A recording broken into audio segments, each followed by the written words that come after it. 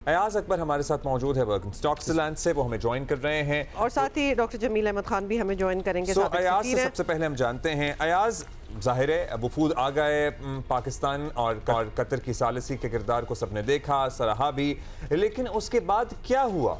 क्योंकि ऐसी इत्तलात भी आ रही थी बीच में कि ईरानी वफ्द वॉकआउट कर गया है। जाहिर है बीच में सदर ट्रंप के बयानात माहौल को ख़राब करने के लिए काफ़ी होते हैं। Then how did things work out? Abdullah, एक बहुत मैराथन तकरीबन कोई 48 घंटे से समझे हम भी अभी तक इस चीज़ को कवर भी कर रहे हैं। जब से ये मुज़ाकराती अमल शुरू हुआ है उससे प्री के वो आ रहे हैं, उस हवाले आवाज़ नहीं आ रही। अयाज अब जी अभी आवाज़ आ रही है आपको? जी अब आ रही है अयाज। जी अयाज बोलिएगा। हाँ जी जी सॉरी। अभी जिस तरीके से मैं आपको बताता जाऊं कि जिस तरीके से ये जब 19 तारीख को होने थे और उसके बाद फिर लबनान के ऊपर हमला हुआ इसराइल का, और उसके बाद फिर एक वायलेशन हुई इसी जो एग्रीमेंट हुआ था, यानी जो 14 नकाती MOU साइन हुआ था, उसमें जंगबंदी की बड़ी अहम शिक थी और उसमें खाली ईरान नहीं था, उसमें लबनान शामिल था। ईरान ने एम्फेसाइज हर दफ़ा किया कि इसमें लबनान शामिल होगा। उसके बाद फिर ये 19 तारीख को जो यहाँ पर मीटिंग होनी थी, जो कि अब कल हुई है, वो उसके बाद जब हम यहाँ पहुँचते हैं तो मालूम होता है कि मीटिंग ही जो है वो पोस्टपोन होगी, अब मीटिंग नहीं होगी। उसके बाद फिर डेडलॉक किसी कैफियत थी और उसके बाद एक मरतबा फिर पाकिस्तान ने अपना रोल प्ले करते हुए, पाकिस्तान की लीडरशिप है, वज़ीर-ए-आज़म Shahbaz Sharif, field marshal general Asim Munir और मोहसिन नकवी, एक तो फिर उन्होंने पूरी एफर्ट की और उसके बाद फील्ड मार्शल के राब्ते हुए ईरानी लीडरशिप के साथ, फिर उन्होंने मोहसिन नकवी को भिजवाया। ये पस मंज़र इसलिए बता रहा हूँ कि ये बयान करने में बड़ा इजी है, मैं क्विकली बता रहा हूँ ये हुआ, लेकिन ये पूरा एक पूरा प्रोसेस है जिसके अंदर बहुत ज़्यादा एफर्ट्स दरकार होती हैं। आपने दो फ्रीकैन को, एक अननेचुरल अलायंस के लोग जो 47-48 साल से कभी ज़िंदगी में एक दूसरे के सामने नहीं बैठे, आप उनको एक मरतबा फिर इकट्ठे कर रहे हैं। एक दफ़ा आपने इस्लामाबाद में इकट्ठा किया, दूसरी दफ़ा यहाँ इकट्ठा करने ला रहे थे और उसके अंदर फिर एक मिसट्रस्ट, एक ट्रस्ट डेफिसिट की फ़ज़ा थी और वो एक एतबार किसी किस्म का वो इस हवाले से करने को तैयार नहीं थे। उसके बाद फिर डेवलपमेंट ये होती है कि मोहसिन नकवी वहाँ मौजूद होते हैं और एक मरतबा फिर 21 जून की तारीख तय होती है और 21 जून की जब हम यहाँ मौजूद थे तो फिर ये लीडरशिप आना शुरू हो गई। अमेरिकन के वफ्द भी यहाँ पहुँच गया, ईरानी वफ्द भी पहुँच गया, पाकिस्तानी वफ्द भी पहुँच गया, कतरी वफ्द पहले से अपनी इस रिजॉर्ट के अंदर जो है, क्योंकि ऑन बाय द कंपनी कतरी लोग हैं, उनका ये अपना रिजॉर्ट है तो वहाँ पे पहले से मौजूद थे।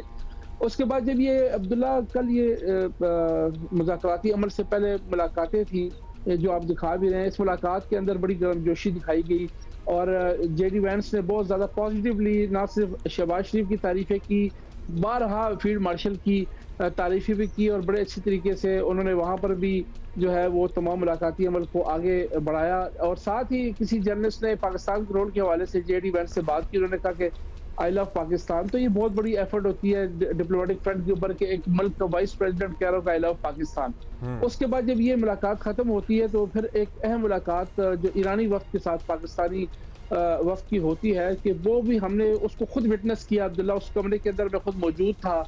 हमने देखा बहुत ही गर्मजोशी थी और मैं कल से अपने इसी रिपोर्ट में बता रहा हूँ कि ऐसा लगता है कि आप किसी फैमिली मेम्बर के साथ मिल रहे हो, किसी घर में भाई के साथ मिल रहे हो या किसी रिश्तेदार के साथ मिल रहे हो। इतना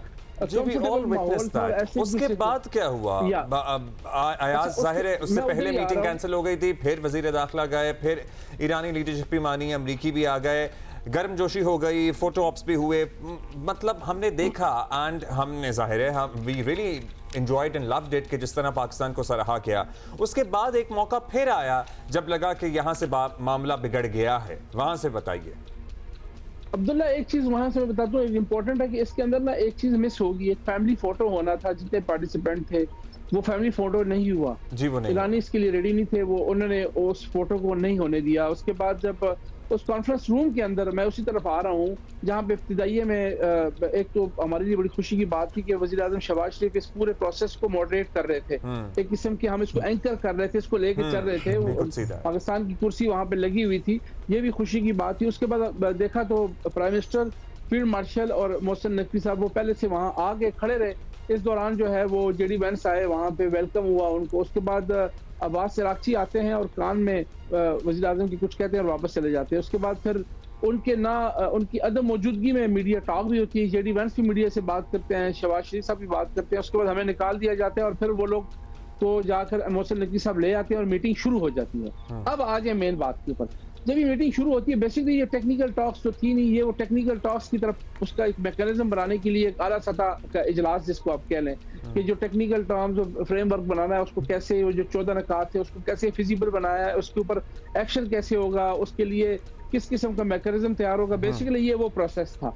100 मिनट तक ये मीटिंग जारी रही, उसके बाद ब्रेक आता है, इस दौरान एक ट्वीट आती है ट्रंप की, और उसके बाद फिर एक दोबारा एक किस्म की फजा वहां मौजूद होती है कि हम देख रहे होते हैं कि अभी तक कोई मुज़ाकराती में दोबारा शुरू नहीं हुआ, तो इज्तनाब करता है उस, हम इसको इनकार नहीं कहेंगे लेकिन हम इसको कोई ये कहेंगे कि वो दोबारा उस प्रोसेस में जाना नहीं चाह रहे थे। पाकिस्तान के लिए फिर चैलेंज था, सबको इकट्ठा किया हुआ था। उस दौरान फिर हमने देखा Abdullah field marshal general Asim Munir को, वजीर दाखिला मोहसिन नकवी को, कि ये तमाम जितने भी पार्टिसिपेंट थे इनके अपने अपने कैंप्स बने हुए थे, इन्हें अपने अपने रूम्स से जहाँ पर ये आगे बैठते थे और मुलाकातों के लिए वहाँ जाते थे दूसरे कमरों में या दूसरी जगहों पे, उसके बाद आगे फिर बैठ जाते थे। तो कभी हम देखते थे कि कभी फील्ड मार्शल जो है वो उनकी कैंप में जा रहे हैं, फिर वापस आ रहे हैं, फिर यूएसए कैंप में जा रहे हैं, फिर वापस आ रहे हैं। इस दौरान हमने मोहसिन नकवी साहब को भी देखा, प्राइम मिनिस्टर को भी देखा। तो कल ऑन टो थी पाकिस्तानी क़यादत। हमने कुछ 6-7 घंटे अब्दुल्ला अपनी जितनी क़यादत थी उनको आराम से बैठे हुए नहीं देखा, वो प्राइम मिनिस्टर हो, वो फील्ड मार्शल हो, वो मोहसिन नकवी हो, और इतने ज्यादा हमने देखा कि पाकिस्तान ने इतनी कल एफर्ट किया। और फिर एक मरतबा ये मीडिया पे खबरें आनी शुरू हो गई थी कि वो इनकार कर लिया, वो चले गए, उन्होंने सामान उठा लिया, जबकि हमें वहाँ मालूम था, हम उसको कवर भी कर रहे थे कि बेसिकली 2 प्रोसेस, एक तो डायरेक्ट जो है वो मुज़ाकरात हुए जो आमने सामने थे, जो ये बीच में ये प्रॉब्लम हुई तो फिर ये इनडायरेक्टली शुरू हो गई। अच्छा एयाज, इधर आपको कतर के थ्रू राइट, आपको पॉज करेंगे और जमील अहमद खान भी हमारे साथ हैं, उनसे भी बात करेंगे।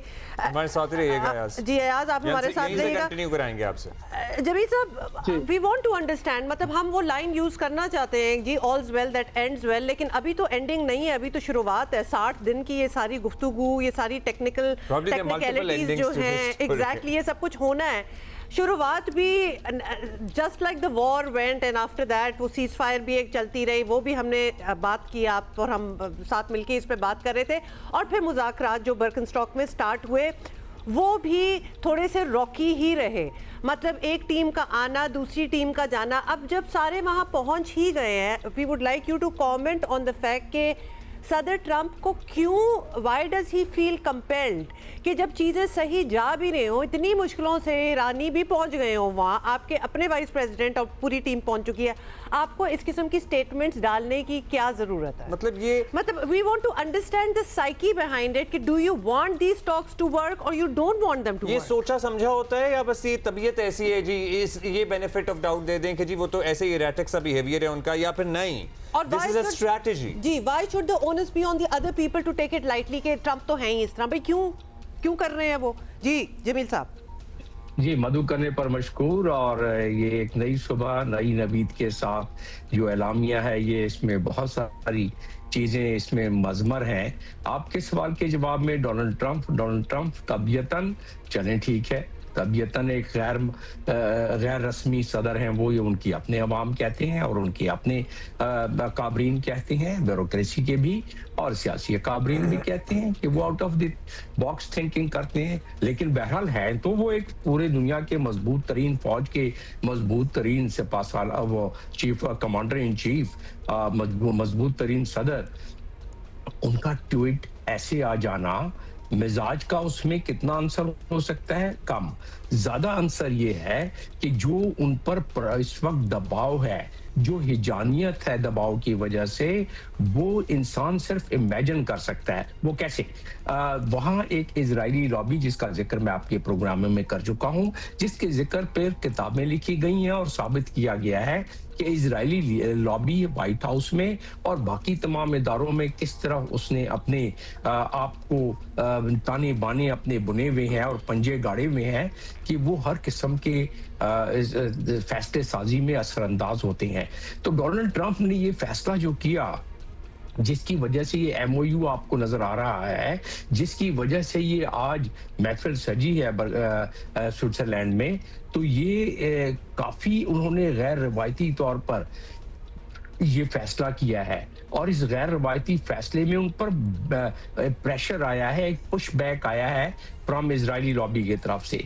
इसलिए वो कुछ उन अपने इजरायली लॉबी के जो फाइनेंस शुदा कांग्रेस और सेनेटर्स हैं, कुछ तो उनको खुश करने के लिए, कुछ इजरायली लॉबी को खुश करने के लिए, कुछ उन लोगों को खुश करने के लिए जो कि हमेशा से इजराइल की ताईद में और इजराइल के फेवर में हमेशा रहे हैं।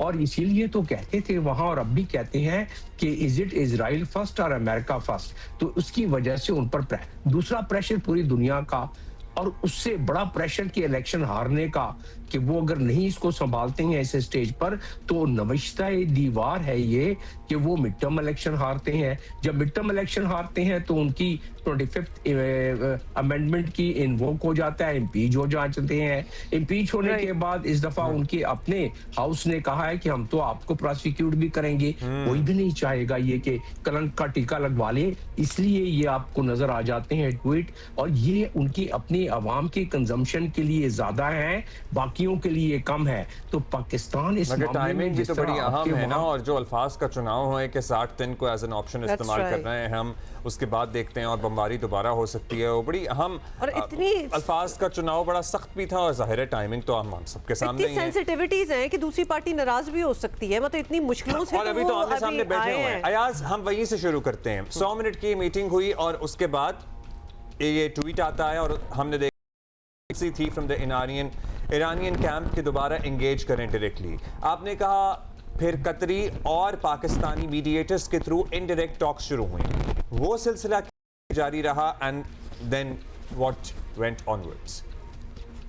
अब्दुल्ला, जब ये सेशन खत्म हुआ, ये जो हमने तकरीबन आपको बताया तकरीबन 1:30 बजे ये मीटिंग शुरू हुई, आप 2 बजे कर दें, उसके बाद 100 मिनट निकाल दें और तकरीबन कोई मैं कहूँगा कि उस रात देर तक फिर हम इंतजार ही करते रहे कि किस वक्त जो है वो, बल्कि हम पे बड़ा प्रेशर था ऑफिस की तरफ से भी कि इवन ईरानी सरकारी मीडिया चलाना शुरू हो गया था कि वो चले गए, जबकि मैं अपने ऑफिस को बता रहा हूँ भाई मैं उनके साथ बैठा हूँ, उनका स्टाफ है वो अंदर बैठे हैं, मैं बाहर कॉरिडोर में खड़ा हूँ, हमें पूरी वेन्यू की एक्सेस थी। तो बहुत ज्यादा प्रेशर था। आई डोंट नो कि ईरानी मीडिया ने इसको क्यों इस तरह रिपोर्ट किया कि जी वो बस चले गए छोड़ के और मुज़ाकरात नहीं हो रहे और इनकार कर दिया। प्रॉब्ली उनकी अपनी ऑडियंस की कंजम्पशन के लिए भी हो सकता है जी, हो सकता है कि उसका रिएक्शन हो ट्वीट का, जो उन्होंने जवाब इस तरीके से देना हो। उसके बाद फिर हमने ही खबर दी कि अब टॉक्स जो है वो सामने नहीं होंगे, बल्कि एक जॉइंट स्टेटमेंट जो है वो सामने आएगी।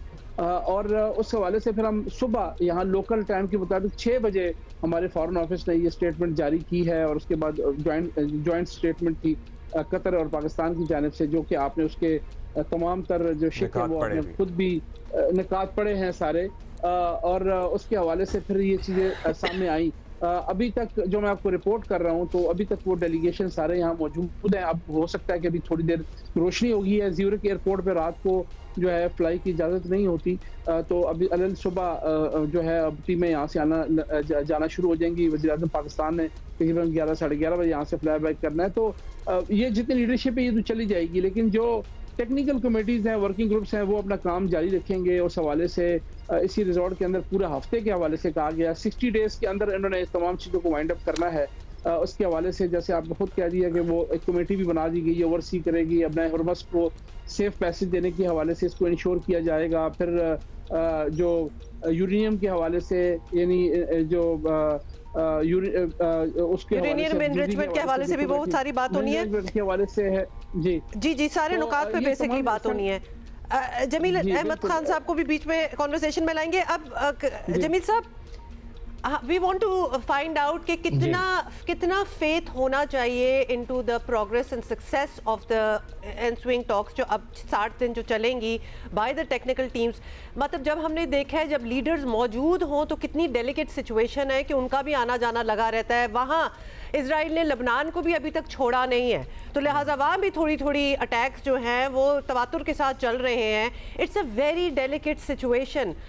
We want to know a scenario, कोई ऐसा सिनारियो बताएं कि जो कि बिल्कुल ही इसको डीरेल कर दे, क्योंकि ट्रंप साहब की स्टेटमेंट्स, इजराइल का अभी तक एक्शन होते रहना लबनान पे, ये तो शुरू के ही 2-4 नुकात जो है वायलेशन उन्हीं पे हो रही है, but to have faith and still carry on with the talks, ये मुश्किल है।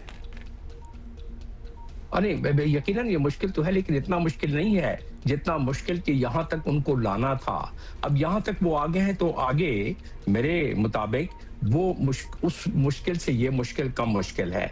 इसलिए कि इसमें मैं बता चुका हूं आपको कि बहुत ज्यादा प्रेशर है अमेरिका की सदर पर, और अमेरिका के सदर जब वो प्रेशर नेतन्याहू पर डालते हैं तो उन पर पुश बैक आता है अपने ही लोगों से अमेरिका के सदर पर, तो जिसकी वजह से थोड़े हचकोले आते रहेंगे। लेकिन ये पता है रिपब्लिकन्स को, क्योंकि हालात ने ये साबित कर दिया, ये जो तकरीबन 111 दिन हुए हैं, इसमें हालात ने साबित कर दिया है कि अमेरिका में क्या इसके असरात हो सकते हैं, हरमुज के बंद होने पे क्या असरात हुए पूरी दुनिया पर, लेकिन अमेरिका पर खास तौर पर, और सियासी उस पर उनका कैपिटल कितना इन्वॉल्व है, तो उसकी वजह से ये जो पुश बैक है उसको बर्दाश्त कर लेंगे डोनाल्ड ट्रंप। अंदाजा ये हो रहा है सियासी कैपिटल किस बात पे ज्यादा एट स्टेक है? इस बात पे कि जंग चलती रहे या खुदा न खास्ता दोबारा शुरू हो जाए, क्योंकि उसका भी नुकसान है, उससे भी इनका सियासी कैपिटल लूज होगा, या फिर अभी जो आप बात कर रहे थे ये तासुर कि भाई आपने जंग कर ली और आपने जिस किस्म का मुआहिदा किया है उसमें ईरान के लिए ही सब कुछ है और अमेरिका के लिए क्या है, इस पे ज्यादा सियासी कैपिटल एट स्टेक है?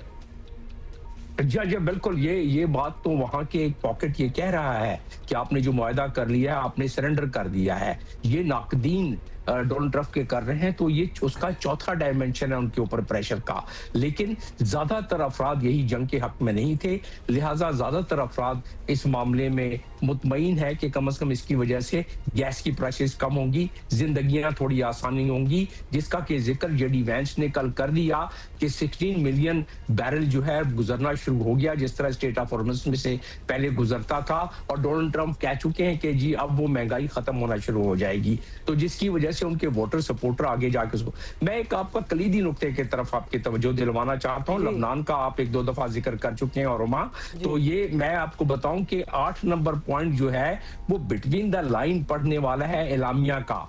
ये एलामिया जो है उन्होंने कहा है कि क्रिएशन of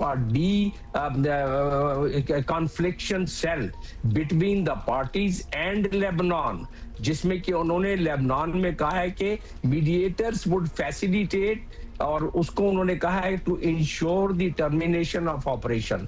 तो अमेरिका का प्रेशर अपनी जगह पर, अब पाकिस्तान मीडिएटर है और कतर मीडिएटर है, जाहिर है पाकिस्तान के साथ चाइना भी है, पाकिस्तान के साथ खलीजी ममालिक भी हैं, तुर्की भी है, तो ये अब एक इससे बड़ा प्रेशर इजराइल पर आने वाला है।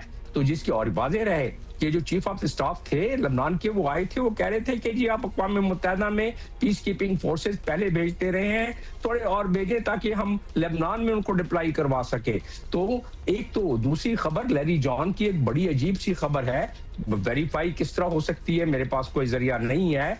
वो कहते हैं कि पाकिस्तान और चाइना ने, लैरी जॉन ये एक बहुत बड़े CIA के अफसर रहे हैं और बड़े अच्छे तजियाकार हैं, कहते हैं कि उन्होंने मैसेज भेज दिया इजराइल को कि बस अब अगर आपने मजीद इसमें खराबी पैदा की लेबनान में, तो फिर ये आप जो है वो हमारे लिए खराबी पैदा करेंगे, मतलब ये कि कॉशन के तौर पर। तो ये अगर लैरी जॉन भी सही कहते हैं और हालात भी यही बताते हैं, पॉइंट नंबर 8 एलामिया का यही इंडिकेट करता है, तो फिर ये और मजीद प्रेशर इजराइल पर पड़ेगा, जिसकी वजह से उम्मीद थोड़ी सी ज्यादा है। लेकिन इजराइल 1897 से इस काम पर लगा हुआ है, ग्रेटर इजराइल के मामले में हेरा फेरी से बात फिर भी नहीं आएगा। लेकिन बहरहाल ये नाव मुझे नदियां पार करती नजर आ रही है। चलिए होपफुली इंशाल्लाह। अयाज, हम चाहेंगे कि अब आप जरा कंक्लूजन की तरफ जा रहे हैं, मुख्तसरन हमें बता दीजिए when would both the parties leave, कोई स्केड्यूल है जो सामने आ सका, फिर जो टेक्निकल टीम्स हैं वो इसी रिजॉर्ट में रहेंगे अगले 1 हफ्ते तक और यहाँ बातचीत होगी। और Pakistan delegation are they heading home, when are they planning to come home? जी बिल्कुल, अभी से ही ये अभी शुरू हो जाएगा। अमेरिकन भी आज जो जेडी वैंस हैं, उनके साथ ब्रिट कमिश्नर है, वो भी आज यहाँ से चले जाएंगे। वज़ीर आज़म पाकिस्तान अपने वक्त के साथ तकरीबन 11 से 11:30 बजे यहाँ से डिपार्चर देंगे, और इसी दौरान ईरानी वफ्द भी वापस चला जाएगा। कतरी वफ्द क्योंकि ये अपनी जगह है, वो पहले यहाँ मौजूद थे, उनके स्केड्यूल का हमारे पास कोई अंदाजा नहीं है कि वो यहाँ मजीद स्टे करते हैं इस रिजॉर्ट के अंदर, का अपना रिजॉर्ट है, या फिर यहाँ से जाते हैं। और जो टेक्निकल टीम्स हैं वो अब एक हफ्ते के लिए यहीं इसी रिजॉर्ट के अंदर जो हैं वो अपनी मीटिंग्स जारी रखेंगी, जो कि उनको मैंडेट दिया गया है, उस पर काम होगा, जो कमेटी बनाएगी ओवरसी करेगी तमाम चीज़ों को। तो अब जो एक डेडलॉक था वो ख़त्म हो चुका है। फाइनली होना यही था, वर्किंग ग्रुप्स और कमेटियाँ ही बननी थी तमाम इश्यूज़ के ऊपर, यूरेनियम हो, वो सैंक्शंस हों, वो बाकी जो रिजर्वेशंस हों, वो तमाम चीज़ें के हवाले से तो वो बन चुकी हैं। तो जो पाकिस्तान ने अचीव करना था वो अचीव कर लिया, टेबल पे बैठा लिया, मनवा लिया। 60 डेज का टाइम फ्रेम है, इसके अंदर तमाम चीजों को लेके चलना है। बहुत शुक्रिया हाई लेवल कमेटी के साथ। क्या कह रहे हैं आप जमील साहब, एक लाइन में, हमारे पास वक्त कम है। मीडिएटर इसको पॉइंट नंबर 3 के तहत मीडिएटर इसको ओवरसी करेंगे, बिल्कुल ओवरसी करेंगे सारे प्रोसेस को। जमील अहमद खान साहब, thank you. Ayaz Akbar, Yusufzai, thank you. और अगले घंटे में हम आपसे बात करेंगे and we'll take updates from you, because आपको पता है मिनट बाय मिनट चीज़ें जो हैं यहाँ डेवलपमेंट्स हैं और चीज़ें बदलती भी हैं।